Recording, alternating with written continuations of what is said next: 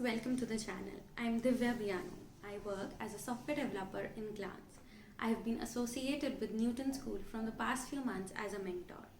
Newton School is a platform which prepares you for a career in tech. It has courses designed for students, working professionals, and also with women with no tech background. Newton School first trains you for a full 6 months and helps you in becoming amazing full stack developers. It has a network of more than 300 companies. So once the training is complete, Newton School also ensures that you get placed in some of the best companies in the country. And the best part about this program is that this is a pay after placement program, which means that you don't have to pay Newton School until and unless you get placed in a company with a minimum of 5 lakh C2C. Launchpad is another such initiative taken by Newton School. It is for people who want to learn coding from scratch and also learn the basics of different programming languages for absolutely free of cost. This video is also available in the Launchpad section of Newton School, where you can practice different assignments and quizzes related to the course. Please do check out the Launchpad section. I will share the link with you in the description box. Now let's get started with the lesson. So in today's video, we are going to discuss the problem known as merge two sorted arrays. So the question goes like this. Given two sorted arrays, array 1 and array 2, merge them in a sorted manner.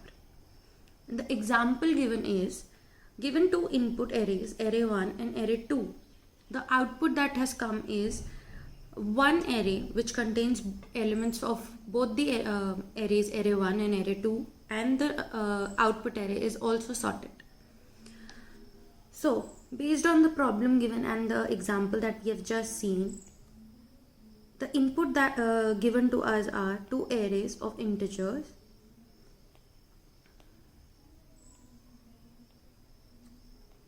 and output is one sorted array containing the elements of both the arrays.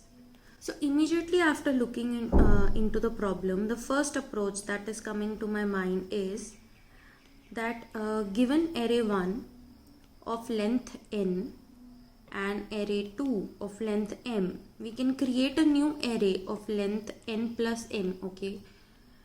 Array of length n plus m. We can copy all the elements of array 1 and array 2 in array, and then after that we can just sort the array which is the output array, and that will give us the desired output. So how will we do that? So as I mentioned that we will just have a new array which will be of length n plus m.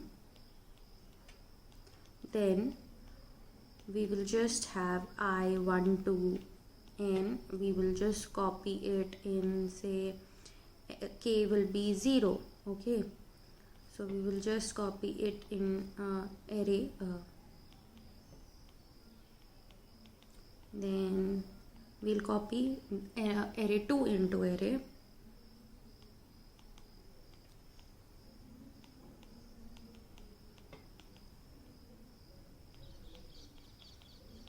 Now both our arrays element have come into the output array. Now suppose if the given example, based on the given example, so currently our array will be looking like 1, 3, 4, 5, 2, 4, 6, 8, because we have just concatenated both the arrays. So this is what our output is till now. Now after this, what we will do is we will just sort this array, okay? We will sort array. So now our output will be 1, 2, 3, 4, 4, 5, 6, 8. So this is how we are able to come to our desired output. Now in this particular problem, what we have done is we have concatenated both our arrays. So we have done that in order of n and order of m. Then after that, what we have done is we have actually sorted our array. So this particular step will take order of n plus m, log n plus m if we use merge sort or heap sort. So in total, the total time complexity of this particular solution is order n plus m, log n plus m. Now Let's try to do this problem in a linear time complexity as well.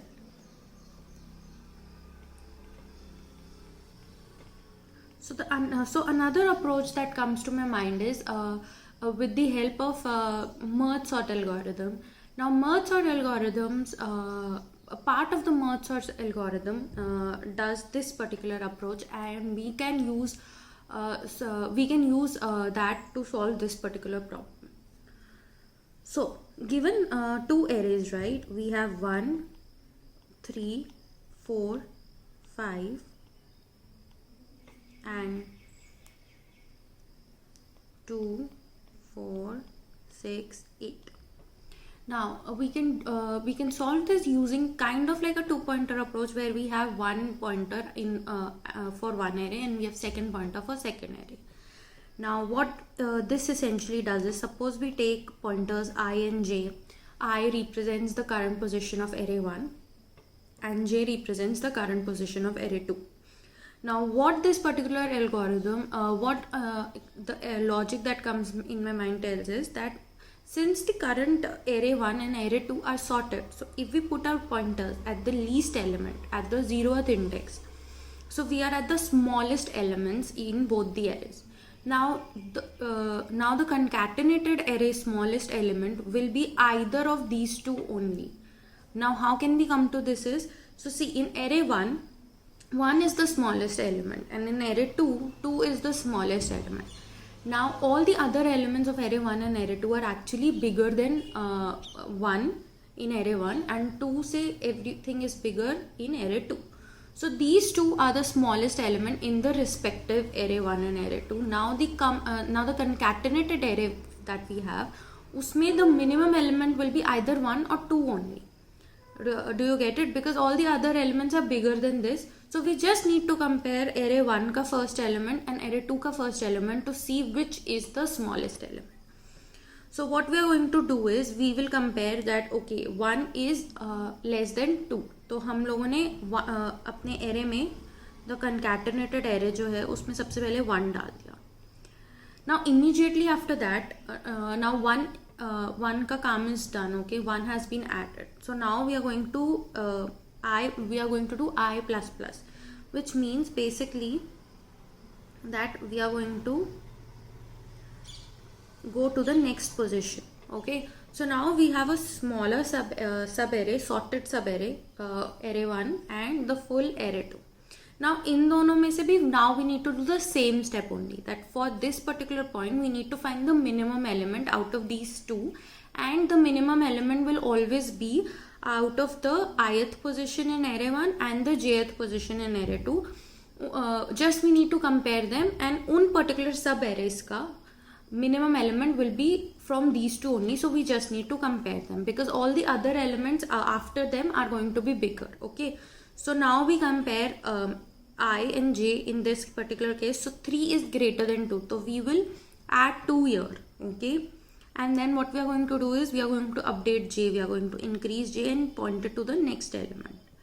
Okay, now we are going to take this particular sub array 3, 4, 5 in case of array 1 and 4, 6, 8 in case of array 2. Now again we are going to do the check between array 1 of I and array 2 of j, okay, to find the smallest element. So now again 3 is less than 4, so we will insert 3 and we will update our I. Okay, and now again we are going to check array 1 of I and array 2 of j. Now we come across a scenario where 4 is equal to 4. So in this particular scenario, if the two elements are same, it really doesn't matter which one we insert first. So in this particular case, let's say I have inserted array 1. Okay, so now what we are going to do is, we are going to update our I.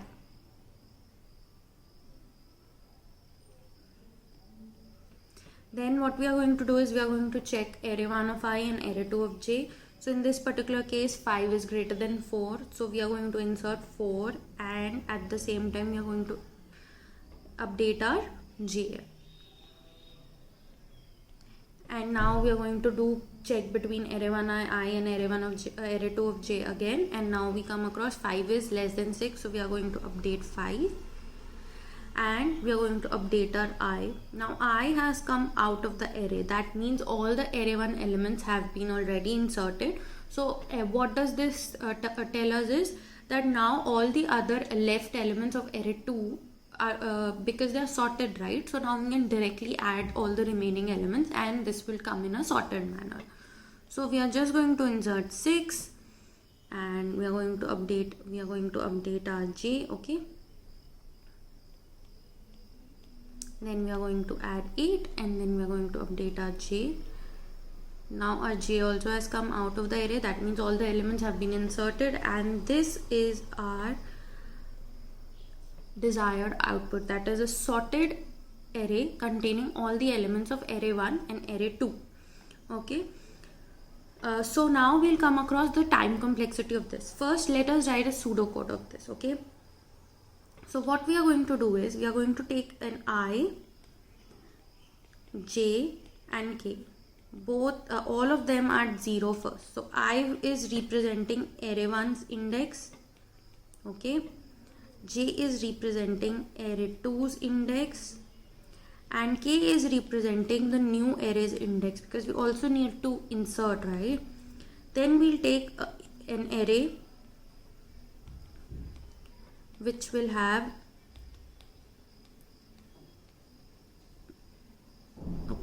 which will be of length n plus n. Now what we are going to do is we are going to put a check while I is less than n and j is less than m. Okay, we will check if array 1 of I is less than equals to array 2 of j. So what we are going to do is we are going to insert in our k the the array 1's element, right? Because we came across that array 1 of I is less than array 2 of j. So first array 1 of I will get inserted and we are going to update our I to the next position, and now we will compare between this sub array from ith position till n to this particular array 0 to 1 to m. Okay, else now what the other condition can be that array 1 of I is greater than array 2 of j. In this particular scenario we are going to insert firstly array 2 of j.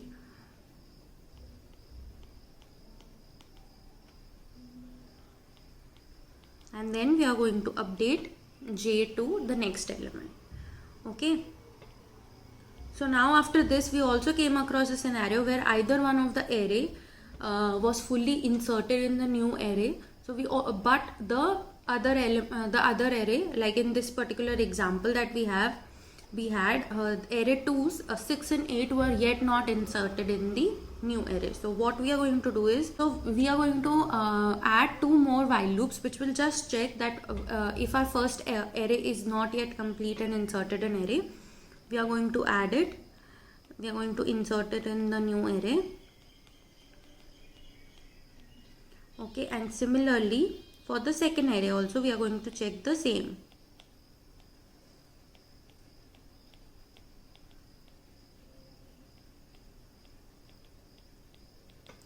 So after this our array will have our desired output. After all these loops and these checks, we will have our desired output which will be sorted array. Okay, now let's check the time complexity of this particular algorithm. So as you can see, what we are essentially doing here is we are checking array 1 and array 2. So each element is only getting inserted once in the array, right? And we are doing this linearly, like we are moving our ith pointer and our jth pointer is moving. Our ith pointer is moving for n times and our jth pointer is moving for m times. So this particular algorithm is going to take, and every time k is getting updated, right? In every step that we are doing, our k is getting updated. So it is getting updated, one position of k is getting updated once only because we are updating our k to the next element.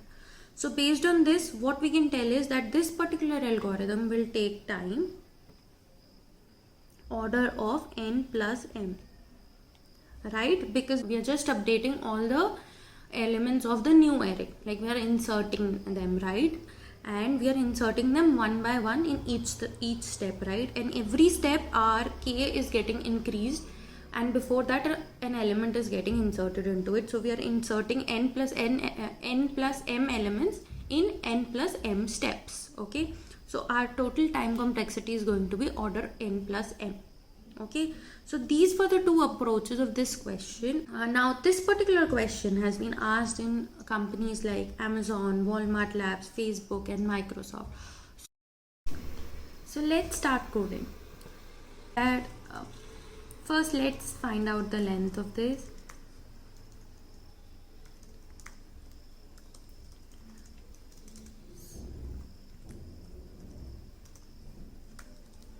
Now let's start with our algorithm. So what we need are two pointers I and j first, which will basically tell us the current position in array 1 and array 2, and also an k, which will basically help us in inserting elements in our new array. Now we also need a new array which will be of size n plus m. Now after this we need to iterate through both the arrays and compare the elements till the time I is less than n and j is less than m. So if array 1 of I is less than array 2 of j, we are going to insert in our new array, which is k plus plus, the array 1 of I, because that element is smaller, and since we want to have this new array in a sorted ascending order, so we are going to first insert the smaller element, and then we are going to write the else condition, in which case if our second element is less than or equals to, then we are going to insert array 2 of j plus plus. Now after this we are also going to write the condition in which case one of the arrays has not yet iterated fully and all the elements are not in the new array. So what we are going to do in that particular case is we are just going to add the remaining elements in our new array. In this particular case we don't have to check in between the two arrays conditioning that which are smaller, because one of the arrays has been fully iterated. So these two while statements in line 19 and 23 will only run once out of the two arrays one array's element all the elements have been inserted in the new array. Hence we don't need to check or do anything, we just need to add the remaining elements in our new array. And after this both the arrays have been fully iterated, our new array has all the elements inserted in sorted order, and so we can just return this new array. So our algorithm is complete. Now let's run this on our test cases. Okay, so first we need to give the length of the array. So we suppose give length to be 5 and 5 in both the case, and our two arrays is 1 2 3 4 1 3 5 7 1 3 4 5 and 7, and our second array is 2 4 6 8. So we're going to have two arrays, one of length 5, one of length 4, and these are the elements. So now let's see what our output is. So as expected, our output is concatenation of both the arrays.